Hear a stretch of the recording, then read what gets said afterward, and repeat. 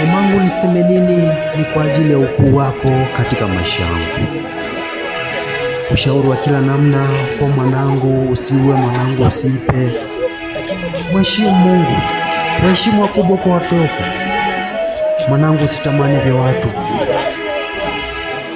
na kila wakati utakuwa na maisha marefu hapa duniani. Nakumbuka ni barua mamangu ulifanya mashamba ya watu kila wakati kulima ili mwanao nipate kusoma. Majirani nao kila wakati kutusemanga kwa si ndio maskini wa mwisho. Hati wala ambao tunatania ndio maskini pia wanasema sisi ni maskini. Shuleni nako marafiki wakanitenga, kiza kwetu ni maskini. Lakini mamangu kila wakati ulinipa ushauri, kaniambia, mwanangu, soma, usiasikize maneno ya watu, na Mungu wetu ni mwaminifu, atakusaidia katika masomo yako.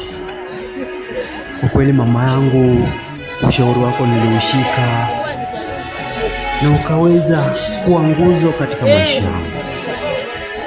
Kwa kweli mama yangu, nashukuru kwa ukuu wako. Kila mafanikio niliyo nayo kwa sasa katika maisha yangu, mama yangu, yamesababishwa na wewe. Na kila wakati nitakupokuwa hai katika ulimwengu, mama yangu, nitahakikisha unayo furaha katika maisha yangu, kwa sababu umekuwa zaidi ya mzazi wangu. Umekuwa mzazi bora, umenilea vizuri, umejinyima ni kwa ajili ya masomo yangu. Kumbuka tu haya makala yameandaliwa na Miss Priscilla from Eldoret,